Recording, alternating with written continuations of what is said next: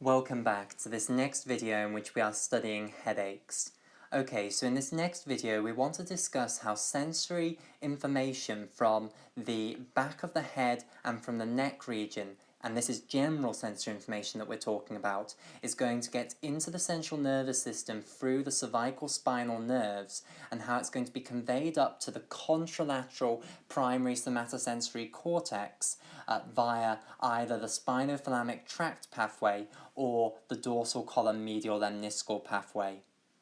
After that, what we'll discuss is the trigeminal cervical complex. We'll be in a position at last to rigorously say what the trigeminal cervical complex actually is, and then we will have completed up this section of background and we'll return back to discussing tension type headaches.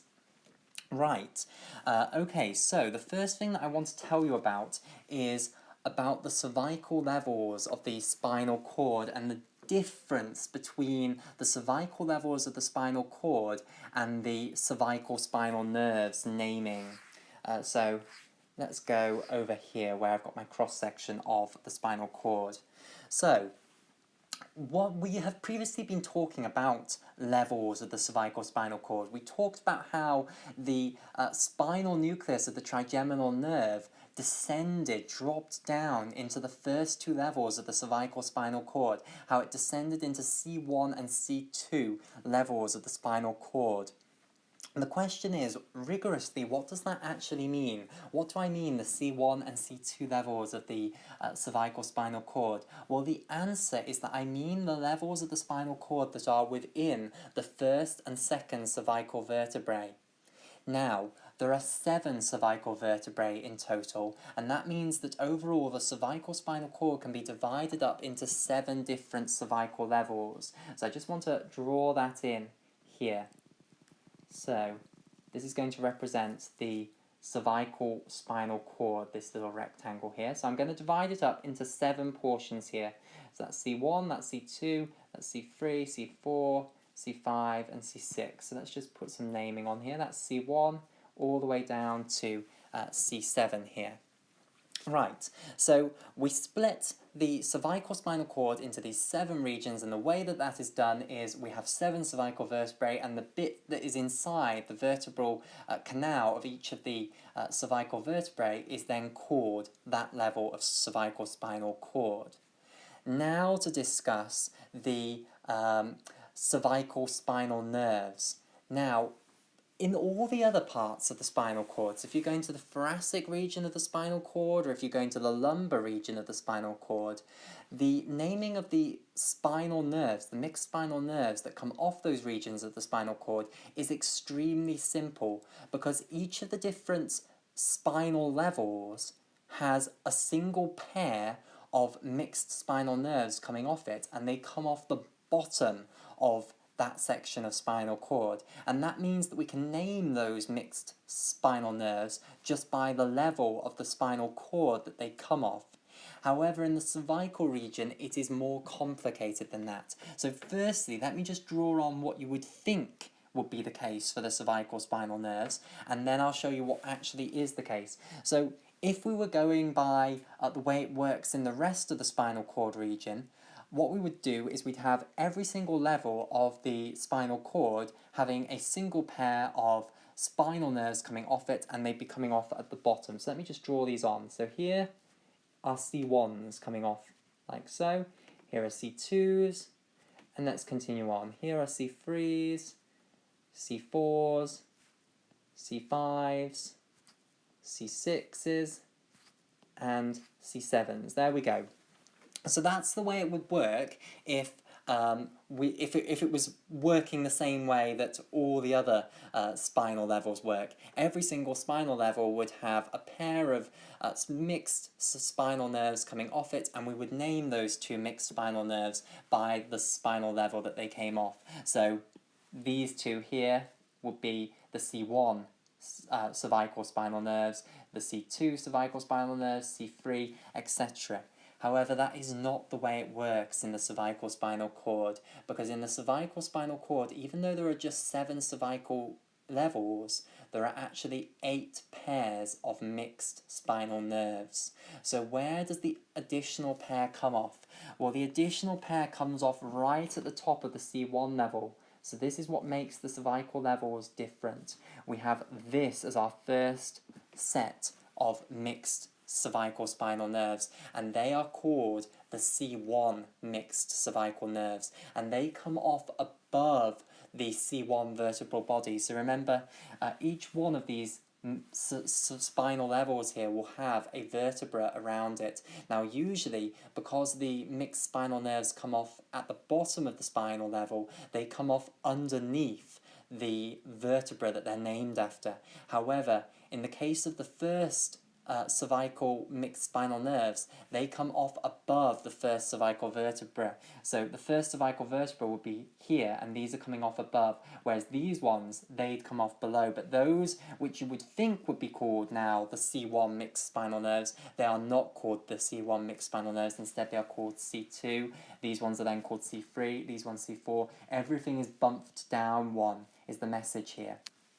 So that's the first thing that I wanted to make sure everyone understands, that although we have 7 cervical spinal levels, we actually have 8 pairs of mixed cervical spinal nerves, and that this means that the naming of those mixed cervical spinal nerves doesn't actually work the same way as it works everywhere else in the body, where the pair that comes off the bottom of the spinal level is then called the same thing as that spinal level. Okay, now, why have I drawn your attention to this so much?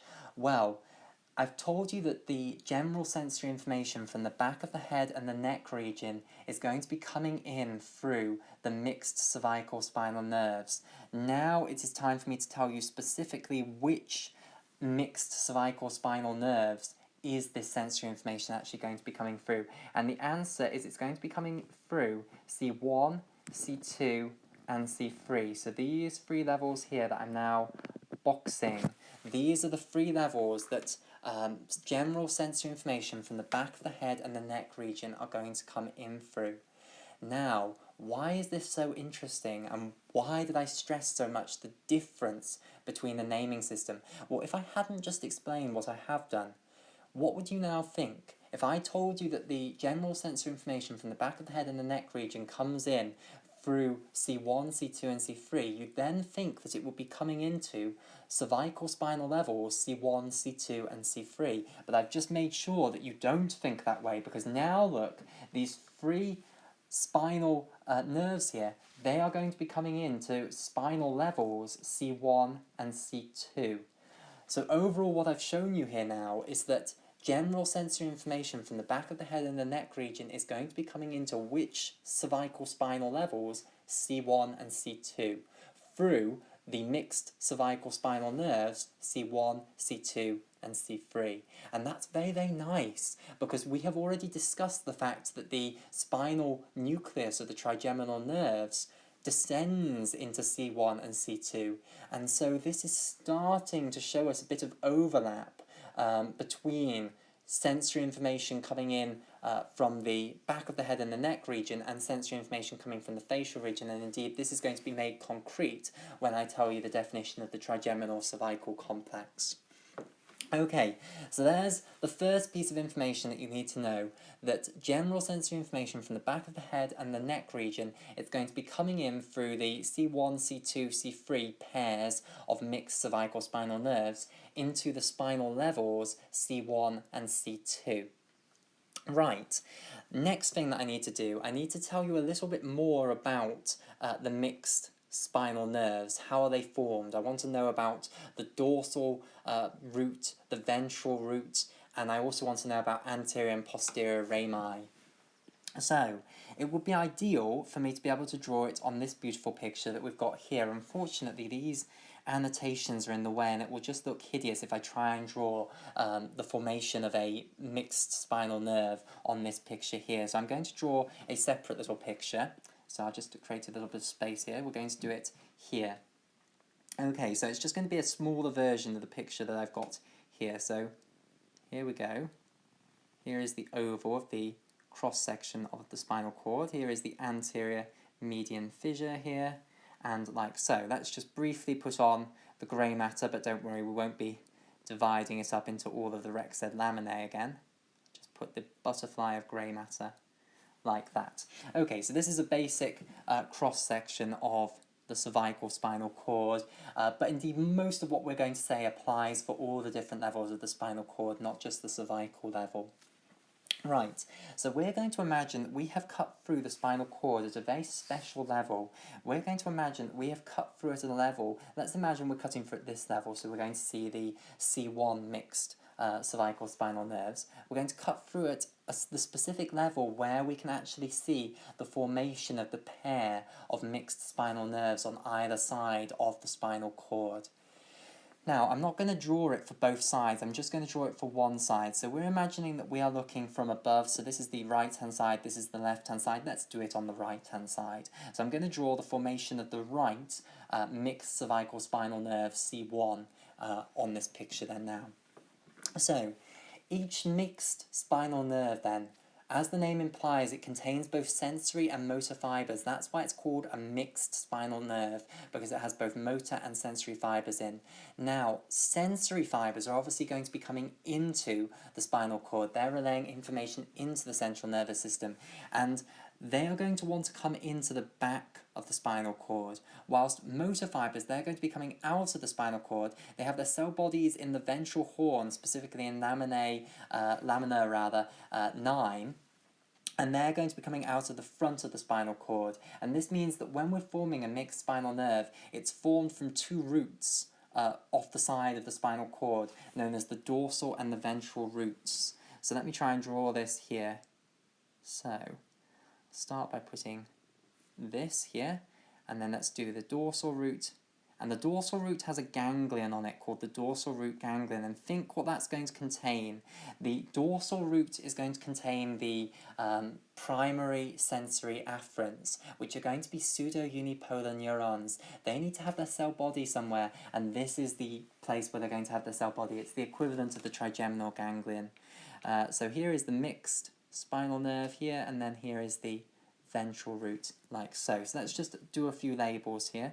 So I'll just label the dorsal root ganglion up. So this is the dorsal root ganglion, often abbreviated down to DRG for short. So D is for dorsal, R is for root, and this whole thing here is the dorsal root, and then it is the dorsal root ganglion.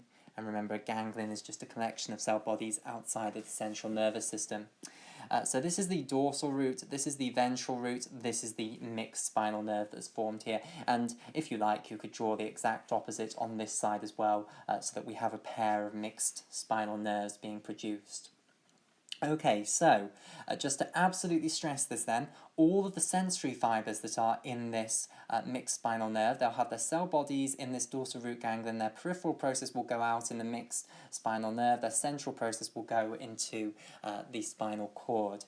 The motor neurons, they'll have their cell bodies in lamina 9 of the ventral horn of the spinal cord, and they will send their axons out in the ventral root into the mixed spinal nerve to go off and innervate some muscle.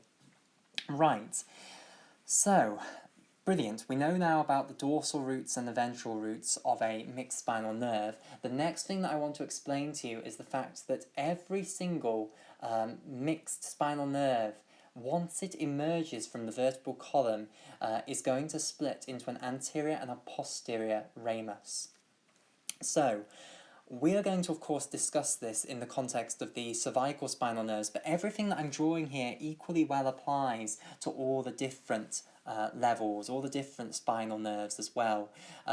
They all are formed from a dorsal root and a ventral root, and the mixed spinal nerve, once it has left the central canal, and all of what we've discussed so far is inside the central canal of the vertebral column, sorry, not the central canal, the vertebral canal of the vertebral column, all of the dorsal root and the ventral root, that's still inside the vertebral column. The mixed spinal nerve is now going to leave the vertebral column through an intervertebral foramen usually, but of course in the case of the C1 mixed spinal nerves, they go over the first cervical vertebrae, so they don't go for an intervertebral foramen. But most of the mixed spinal nerves go through an intervertebral frame and they get out of the vertebral column, and they then split in two. They split into an anterior ramus and a posterior ramus. So let me now draw this here. And this is indeed going to also happen in the cervical levels, which is why it's significant to us. Okay, so mixed spinal nerves split into an anterior ramus that goes forward. So this one going forward here, this is the anterior ramus, and a posterior ramus, which is going backwards. Okay, now, both the anterior ramus and the posterior ramus, they can contain both sensory and motor fibres, so they are usually mixed as well. Now, posterior rami, they generally go backwards and innervate tissues at the back of the body, whereas anterior rami, they go forwards and innervate tissues at the front of the body. Now, the anterior rami, their anatomy is usually much more complicated than the posterior rami. The posterior rami usually just remain by themselves and they go off and innervate tissue. They usually are very simple nerves, whereas the anterior rami, they like to mix up with the other anterior rami from other different cervical levels, and they form these complicated networks called plexuses, which then give rise to nerves that have fibres from loads of different cervical levels running in them.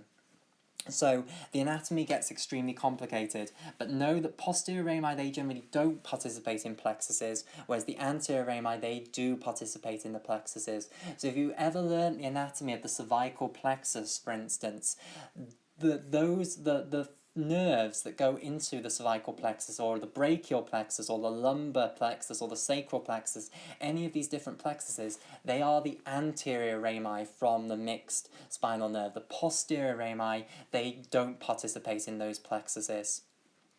We are not going to discuss the anatomy of the cervical plexus. It's long and complicated and not really that necessary for us to actually do. What I do want to discuss, why have I even brought this fact up, that the mixed spinal nerves split into anterior and posterior rami, is because different regions of the back of the head and the neck region are going to be innervated by different rami, basically. So let me go to my picture of the head over here. So firstly, let us just remind ourselves of the territories of the different divisions of the trigeminal nerve. So starting with the ophthalmic nerve. The ophthalmic nerve, and we're of course just doing the left-hand side here. The left ophthalmic nerve innervates the left forehead, the left eye, and the left top or front portion of the scalp. The left maxillary nerve, that innervates the top portion of the cheek and also a very anterior portion of the temple, this skin next to the eye, lateral to the eye here. And the left mandibular nerve, that innervates the bottom of the cheek, the jaw, and also a little bit further back in the temporal region here, like so. So overall, these do the facial region, the left facial region here. Now we want to discuss the innervation by the cervical spinal nerves, and we want to distinguish between innervation by the anterior rami of C1, C2, and C3, and the posterior rami of C1, C2, and C3. So let's start off with the anterior rami. Now, what would you expect? If you had to guess which regions you think are going to be the anterior rami, what would you guess? Well, my guess would be the anterior portions of the neck, and indeed that's exactly the case. So the anterior portion of the neck, and also a strip by the side of the face here. So just behind the jaw and including the angle of the jaw. Remember, this is a factor that they absolutely love in medical school exams. What innervates the angle of the jaw, the pointy bit of the jaw? It's not the mandibular nerve, it is the cervical spinal nerves, C1, C2, and C3, and specifically the anterior rami of C1, C2, and C3. So it innervates a strip that goes up here into the temporal region here. So this sort of region, it innervates that region, including where the external ear is, where the pinna is. So the pinna would be here. So all of this region, that's innervated by the anterior rami of C1, C2, and C3 on the left-hand side. And then everything that's left is now the posterior rami of C1, C2, and C3. So all of the back of the head here, like so, the back of the neck, all of this region is now the posterior region of the left C1, C2, and C3. Sorry, the posterior rami of the left C1, C2, and C3. Okay, so general sensory primary fibres from this region, the back of the head and the back of the neck, they are going to come in, they'll have in through the posterior rami of C1, C2 and C3, they'll have their cell bodies in the dorsal root ganglion, and they'll send their central process into the C1 and C2 spinal levels. The general sensory afferents from the front of the neck and from this little strip behind the jaw and including the angle of the jaw, they will send their processes, their peripheral processes, in through the anterior rami of C1, C2 or C3. They will have their cell body in the dorsal root ganglion of C1, C2 or C3 on the left hand side, and they'll again send their central process into the spinal level C1 and C2, or C2 I should say. Right, so it's now time then to discuss how this sensory information is actually going to be conveyed then up to the contralateral primary somatosensory cortex, and we have drawn it for the right hand side here, and this is confusing because we're just looking at a left hand side picture of the head, but on this picture I've drawn it for the right hand side. So sensory information from the right hand side will of course be going up to the left primary somatosensory cortex, and we now want to see the pathways how. Now, this is where it's more complicated than for the trigeminal nerve. When we were discussing the trigeminal nerve, it was very simple. All of the different general sensory modalities, they went up by the same pathway. They synapsed, the primary nerve cells, they synapsed onto a secondary nerve cell in the ipsilateral trigeminal sensory nucleus, and then they ascended up in the contralateral trigeminothalamic tract to the contralateral ventroposteromedial thalamic nucleus, where they synapsed on a third order neuron that then took the information to the contralateral primary somatosensory cortex. Here it's going to be more complicated. There are two different pathways that different general sensory modalities will follow. So let me firstly start by writing down their great big names. So we'll start with the one that's going to be very, very important for us, because this is the one that's going to carry painful sensations. So of course this is the one we're really interested in. I'm only going into the other one just to give you a bit of background. So, yes, a bit of background. I love background. So, one of them is called the spinothalamic tract. Very, very important for us to understand. And for short, we can abbreviate this down to STT. And hopefully this makes sense. Hopefully when I told you about the name of the trigeminothalamic tract, it made sense. It was a tract going from the trigeminal sensory nucleus to the thalamus. This one is a tract going from the spinal cord to the thalamus. And I should say that both of these pathways that we are discussing, the spinothalamic tract and the other one that I'm about to name, the dorsal column medial lemniscal pathway, they don't just apply to the cervical level of the spinal cord, they apply to sensory information all over the spinal cord. These are the pathways by which sensory information from all over the body that isn't being carried by the trigeminal nerve. The trigeminal nerves are a special case, they have their own special tract pathway, but all of the general sensory information that's coming in through the mixed spinal nerves at all the different levels, they will go up in one of these two pathways, the spinothalamic tract or the dorsal column medial lemniscal pathway. We are studying them specifically in the context of sensory information coming in the cervical spinal nerves C1, C2 and C3, but they apply all the way along. So these are very, very important pathways. So the spinothalamic tract, and then this other one that has an even longer name, but in some ways a more informative name, the dorsal column, because it's going to involve the dorsal column, and then medial lemniscal, which I'll just abbreviate down to ML, pathway. So dorsal column, medial lemniscal pathway. And for short, we can abbreviate this down to even further to DCML pathway, the DCML pathway. Right.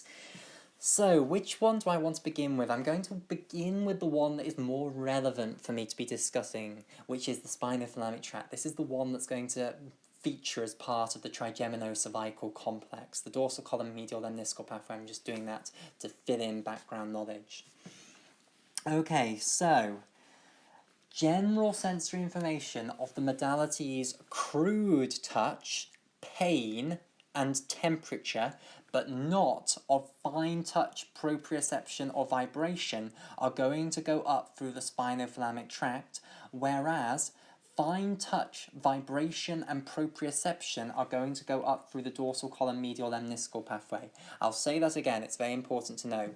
Spinothalamic tract, sensory information that is crude touch, temperature, or pain, pain of course is the one we're very interested in, is going to go up through the spinothalamic tract, and this is true all the way down the spinal cord, not just the cervical levels, although we're studying it in the cervical levels. Sensory information that is fine touch, or is vibration sensation, or is proprioceptive sensation, that is going to go up in the dorsal column medial lemniscal pathway. And again, that is true all the way down the spinal cord, but we are studying it in the context of the cervical spinal cord. Okay, so let's start with the spinothalamic tract. What happens? So, the primary sensory afferent of one of those modalities, crude touch, temperature, or pain, it's going to send its central process into the spinal cord. So let me just draw it in here. So this can represent it. Here's its peripheral process. Here is its cell body with its nucleus there.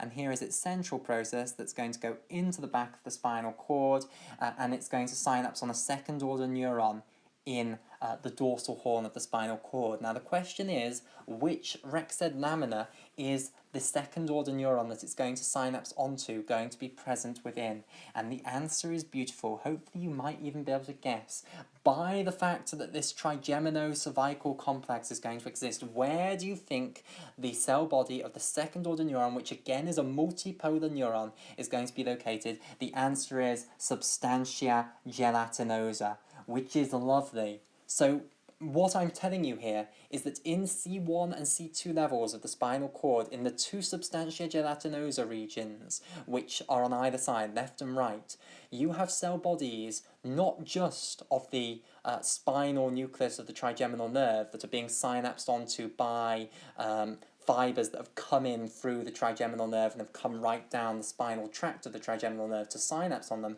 but also you have cell bodies of second order neurons that are going to be innervated by primary sensory afferents that have come in through the cervical spinal nerves. So they're in the same anatomical position. They're different second order neurons, but they're in the same anatomical position. And this is why we can think of it effectively as a continuum. They're part of the same system effectively. They're an anatomical continuation of one another. And that will then later on be the concept of the trigemino-cervical complex that I'll introduce you to.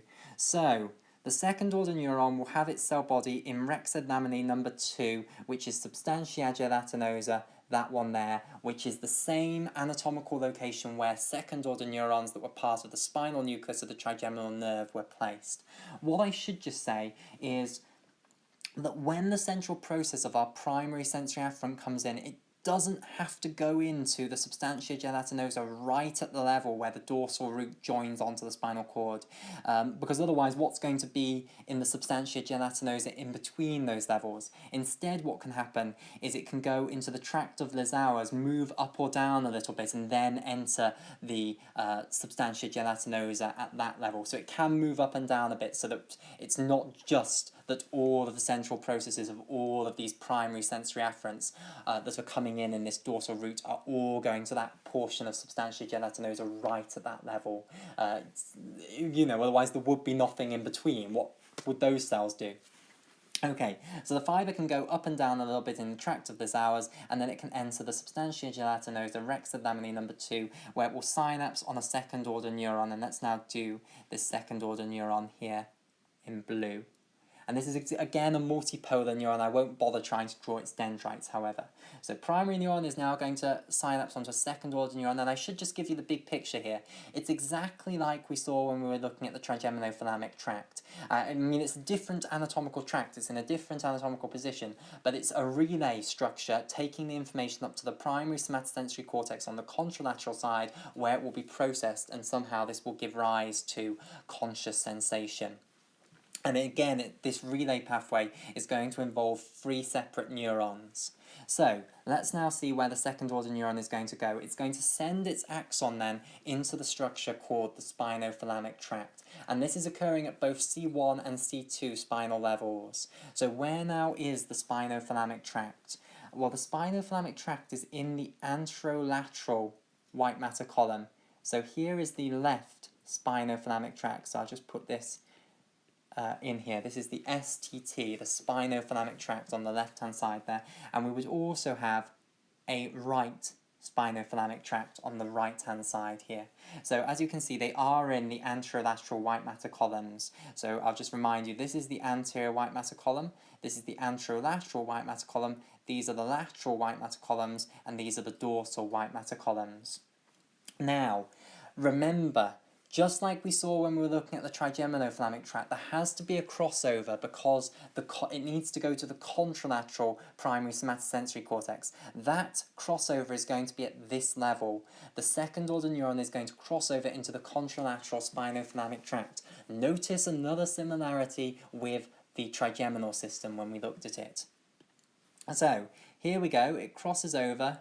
Here comes its axon, and it will go into the contralateral spinothalamic tract.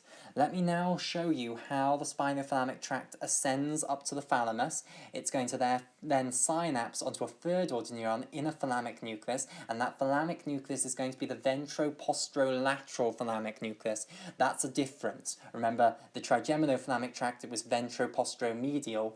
Now we're talking about ventroposterolateral thalamic nucleus. And then that third order neuron in the ventroposterolateral thalamic nucleus will carry the information up to the contralateral primary somatosensory cortex. So the anatomy then of the spinothalamic tract, we want to see it ascend up all our brainstem regions. So we know where it is on the spinal cord region, and I'll just add it in on this big picture.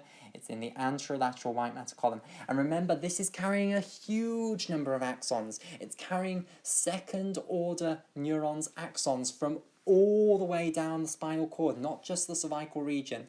This is carrying pain sensation, temperature sensation, crude touch sensation from all over the body on the contralateral side, by which I mean the left one is carrying information from the right side of the body, and the right one is carrying information from the left side of the body. So as you go higher and higher up the spinal cord, these tracts will be getting bigger and bigger because they're continuously getting more axons added to them. Okay, now they're going to then go up through the foramen magnum up into the medulla. Where is the spinothalamic tract on our picture of the medulla? And unfortunately, I've been previously drawing them in blue, but I've got a lot of blue on my picture of the medulla, so let's go for aquamarine, a different colour to add in. So where do you think these are going to be? Well, I'll give you the answer. They're going to be in front of the trigeminal sensory nucleus, or the spinal nucleus of the trigeminal nerve, as this specific bit is called, and the spinal tract of the trigeminal nerve. So they are going to be in these positions on my picture here in aquamarine. So I'll just label those up. Those are the spinothalamic tracts ascending there. So they're out of the way of the medial lemnisci, which are just forming, and all of the arcuate fibres, nicely tucked to one side. And you can kind of imagine how these continue on, hopefully, up into these. Right, let's continue it on. Where are they going to be in the pons? So, think about this. This is where it starts to really make sense, and you start to put the anatomy all together and see how it all fits together. Remember, the medial lemniscus coils around like this. The inferior olive is going to go. That's nowhere anywhere, and once we're in the pons. So where do you think the spinothalamic tract is going to be on this picture? Take a guess. It's so beautiful. It's going to be just lateral to the medial lemnisci, and they're all starting to form a nice, a nice line here. They're forming a nice line. It's very, very nice. We've got the trigeminothalamic tracts, most medial. We've got the medial lemnisci, which we'll come to when we discuss the dorsal column medial lemniscal pathway. And now we've got the spinothalamic tracts, even lateral to that. So these are all the ascending tracts running together in a nice line there. Okay, and then we come up into the midbrain, and I really have forgotten that I've done this in such a strange order, to have all the brainstem segments in such a strange order. But here we go. Here we are in the midbrain, and where do you think they're going to be? They remain lateral to the medial lemnisci, so I'll put them in here. Here are the spinothalamic tracts, the STTs. Okay, and then they go up from the midbrain to the thalami above, and they're going to end up in the ventroposterolateral thalamic nuclei, and hopefully you can understand that. We can understand why the trigeminothalamic tracts ended up in the ventroposteromedial thalamic nuclei, because they are very medial, whereas the spinothalamic tracts, they're much more lateral. Which nucleus would you expect them, therefore, to end up? If I was telling you they're going to end up in one of the ventral posterior nuclei, you would expect it to be the ventroposterolateral, and indeed it is. So it will go to the ventroposterolateral thalamic nucleus, this bit here. Okay, there it will synapse onto a third order neuron, and that third order neuron will then go into the internal capsule, then into the corona radiator, and it will deliver its information to the primary somatosensory cortex, and that is the way that we have relayed that information up to the primary somatosensory cortex. So this is the spinothalamic tract pathway. It is a relay pathway consisting of 3 neurons that relays crude touch, temperature, and pain sensation from all over the spinal cord, all the levels of the spinal cord. So it relays the information that's coming into the spinal cord up to the primary somatosensory cortex that pertains to those general sensory modalities. The trigeminothalamic tract that we saw previously, that's a special tract that's there for general sensory information of all the different modalities that is coming in through the trigeminal nerves rather than through spinal nerves.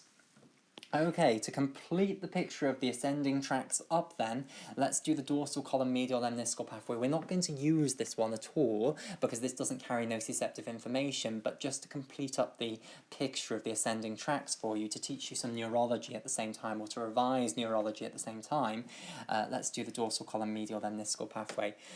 So this is how fine touch, proprioceptive sensation and vibration sensation that are coming in the spinal nerves, the mixed spinal nerves throughout the spinal cord, is going to get up to the contralateral primary somatosensory cortex. And it's very different to the previous two that we've seen. The previous two tracts that we've seen, the spinothalamic tract and the trigeminothalamic tract, the primary neuron central process comes in, and then the instant it comes in, it synapses on a second order neuron pretty much.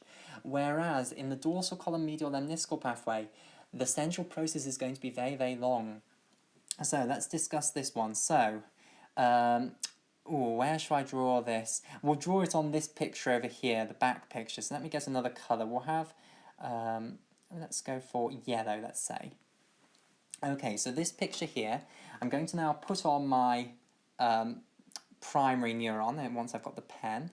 So here it comes. Here is its cell body, let's say, with its nucleus. So that's the dorsal root ganglion we're imagining.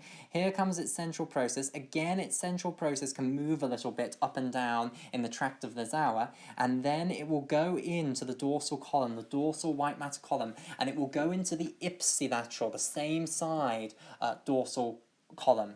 So this is a primary sensory afferent of one of those modalities, vibration, proprioception, or fine touch, and its cell body is in the dorsal root ganglion, and its central process is going into the ipsilateral dorsal column, the right one in this case, because it's come from the right side of the body. And it will send up in that right dorsal column, okay? So the dorsal columns, they consist of loads of axons moving up as part of the dorsal column medial lemniscal pathway. So the entire dorsal column is devoted to this pathway. So this right dorsal column, it will contain loads of axons of primary sensory afferents that have come in from the right side of the body in the right spinal nerves, and which are ascending up now, and are of the modalities fine touch, vibration, and proprioception. So they ascend up and up in the dorsal column until they then get into the medulla, and this is where, of course, the dorsal column nuclei come important. So it will get up into the medulla, so let's have it coming up here, so here it is, and then it will synapse in one of the dorsal column nuclei on the same side. So we're talking about the right hand side here, so it goes into one of the right dorsal column nuclei. Remember, everything we're doing is viewed from above, so it goes into one of the right dorsal column nuclei, either the nucleus cuneatus or the nucleus gracilis, and there it synapses onto a second order neuron, which again will be a multipolar neuron. Now, I'll remind you what I said earlier. The nucleus cuneatus is usually higher portions of the body, so the arm and the neck, for instance, which of course is what we're interested in, the back of the head, they will all go up to the nucleus cuneatus, whereas nucleus gracilis is the lower down portions of the body, so the leg. So the right leg would come up to nucleus gracilis, right arm and certainly right neck and right back of head would be coming up to nucleus cuneatus. But they're performing the exact same role. They are the dorsal column nuclei. There is going to be a synapse between the central process of the primary neuron and a second order neuron. The second order neuron is then going to send its axon into the contralateral medial lemniscus. There's the crossover. All of the pathways have to have a crossover. The crossover in this pathway is much higher up, of course. So the crossover is here. Their axons go up into the contralateral medial lemniscus. We've done the anatomy of the medial lemniscus, but let's just have a look at it again. Here is the medial lemniscus in the pons. It's flipped around a bit and it's forming this nice line of ascending tracts right in the middle. Then it goes up through the midbrain. So, of course, we're looking at the left-hand side now, so I should be pointing to the left one. It goes up through the midbrain, the axons are ascending up through the midbrain, and then they're going to synapse on a third order neuron in the thalamus. And again, it is the ventroposterolateral thalamic nucleus that they are going to go to, the VPL. They will synapse on a third order neuron, and that third order neuron will deliver the information to the correct portion of primary somatosensory cortex according to the somatotopic map that we discussed earlier. The bottom of the body will go to the top, and the higher portions of the body, the top portions of the body, will go to the bottom of the primary somatosensory cortex. And that is the way that the dorsal column medial lemniscal pathway works. So, all of these three pathways then, the spinothalamic tract, the dorsal column medial lemniscal pathway, and the trigeminothalamic tract, they are all ways consisting of 3 neurons in total, primary, secondary, and tertiary neurons, of relaying sensory information up to the contralateral primary somatosensory cortex. And remember, whichever one of these tracks it comes up, it always goes to the contralateral primary somatosensory cortex. Right. So just before we have a break, and in the next video, of course, we'll return to the pathophysiology of tension-type headaches, let me just complete this set of background, this portion of background, by telling you what this thing that we started off by trying to, this was the original motivation for all of what we've just discussed. We wanted to understand the trigemino-cervical complex. What is this structure? So, this is a very important structure when you're talking about headaches, because this is the collection of all second-order neurons that are going to carry nociceptive information from the head and neck region. So this is only about nociceptive information now. Forget all of the other forms of general sensation. We're just talking about nociceptive sensation.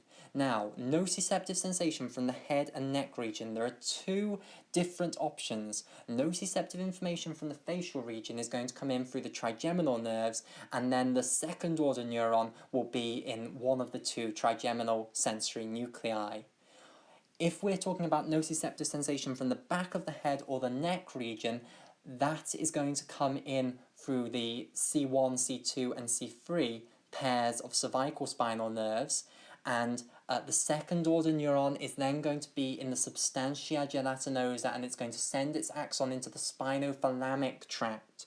So remember, nociceptive information, we don't care about the dorsal column medial lemniscal pathway anymore. We just care about the spinothalamic tract.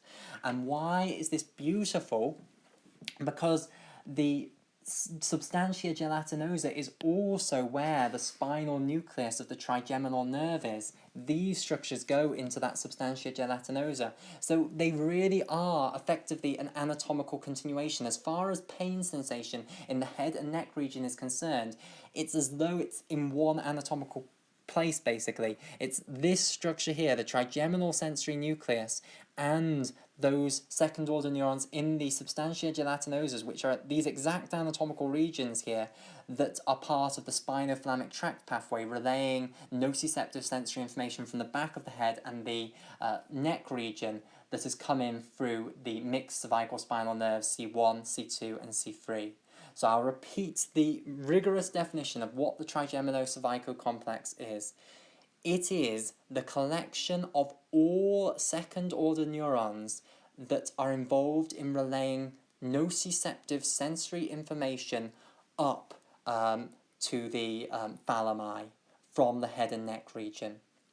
And it will therefore consist of all of those nociceptive second-order neurons in the trigeminal sensory nucleus, and also in the substantia gelatinosa of the C1 and C2 spinal levels. So you have two trigeminocervical complexes. You have a left trigeminocervical complex, and you also have a right trigeminocervical complex.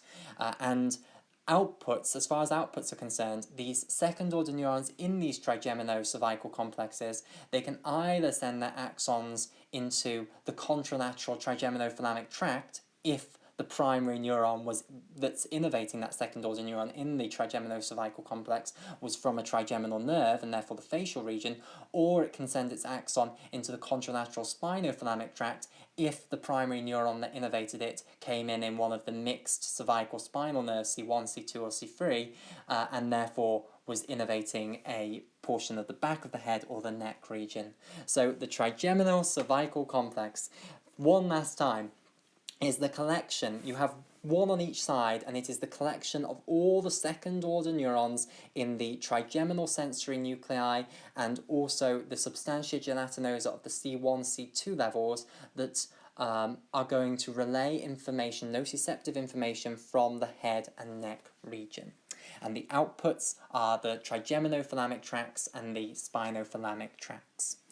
Okay, so we now have a complete understanding, hopefully, of how nociceptive information from the frontalis muscles, the temporalis muscles, and the occipitalis muscles is going to be relayed up to the primary somatosensory cortex via the trigeminocervical complex. And with that, I will end this video. We'll have a break here, and in the next video, we will return back to the pathophysiology of tension-type headaches.